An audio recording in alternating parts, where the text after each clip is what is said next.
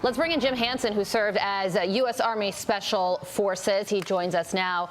Jim, what do you think about all of this going on across the country right now? Ground zero appears to be UCLA's campus. It hit Columbia as well. UCLA in particular, man, are they waiting so long to clear out this encampment? And as a result, the escalation, the hostility, the situation where people could get injured continues to increase. Yeah, I mean, they're facing a motley crew of actual supporters of Hamas who think they did the right thing on October 7th, and then a collection of radical activists, many of them paid by outside and even foreign organizations who've gathered from all over the country, and even a bunch of wannabe revolutionaries who think they're reenacting a campus version of Les Miserables at the barricades, all of whom are going to cause problems when the police have to clear them out. I think the delay is most likely political. It could be, coordination, but all in all, the cops are ready for this. They have a plan, and when they get the go-ahead, they will move these people out, and I think it will be an ugly scene, but a necessary one. Yeah, on the right-hand side of your screen, you definitely see a wall of protesters. And across the, let's call it the mead there from them, is a number of police officers. And we're just waiting for something. It's almost like when you see two sides in a standoff and you're waiting for one to break. But I'm glad you mentioned the money aspect of this, Jim, because the government goes after you if you fund terror, if you foment unrest. This is basically terror on college campuses, right? So why isn't the government cutting off the funding to these groups? We all know they have the technology, Jim. Remember, they were able to target conservatives who went to Dick's Sporting Goods. Why can't we stop this? I think at some level, the Biden administration is a little too sympathetic to the cause or concerned about votes coming from Arabs in the United States. There is foreign funding. Everyone is now aware of it. The Middle East Forum has been investigating this. We found a network of charities that were gathering money in the U.S. and funneling it to Hamas overseas. Now we're tracking money coming from overseas into the United States to fund these protests. And I'd like to say that we're tracking the incidents of the 2 minutes hate against Israeli and Jewish students. So if anyone has any of that they want to share, send it to civilrights@meforum.org. And we'll try to push the government and other agencies to take action against this, because this is material support for terrorism, and allowing it to happen is the wrong answer all the way around. Yeah, well, speaking of that, there's been some focus on who these protesters actually are.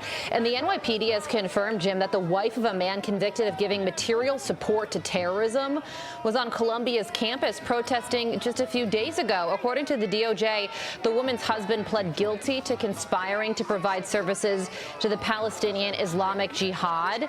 He was deported, but then he just posted on X a picture of his wife in the encampment saying that she is in solidarity with the brave and very determined Columbia University students. Is this woman someone that should be on a college campus, potentially influencing young people? Absolutely not. And this is just a part of how this has been allowed to incubate on these campuses, because it's a bunch of people who believe that the United States and the Western culture is a bad idea. Right now, the cause celeb is, the Palestinians and this false genocide they claim is going on in Gaza.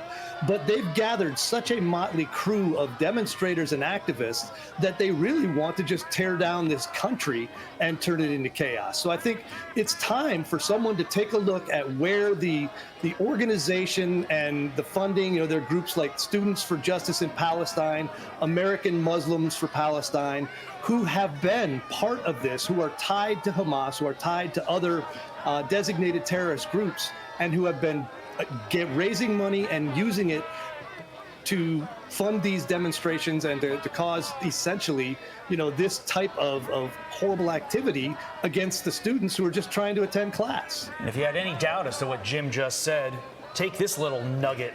A University of Tehran professor that's in Iran said in an interview that Iran likes seeing protests on U.S. college campuses, adding those are their supporters if there is ever a conflict between the two countries. So take that for what it's worth. Just one other question that I have for you. We're looking at a college. How do we fix college? I mean, I don't want to send my kids into this kind of powder keg. I want them to get an education that sets them up to make the most money when they can graduate. When they graduate, I don't want them dealing with this. So how do we fix this, Jim? Our campuses right now are just hotbeds of revolutionary activity designed to destroy the norms and mores of the United States and our culture. What we need to do is stop this fantasy diversity, equity, and inclusion and all the gender craziness and get them back to what they're supposed to do. Teach students to think, not indoctrinate them into leftist and socialist, trying to burn this country down and build a socialist utopia on the ashes. It's time to shut all of that down and have some actual diversity of thought. Maybe if we had more than just campus radicals and old hippies teaching there, we might have some actual learning going on as opposed to just planning for, their wannabe revolution.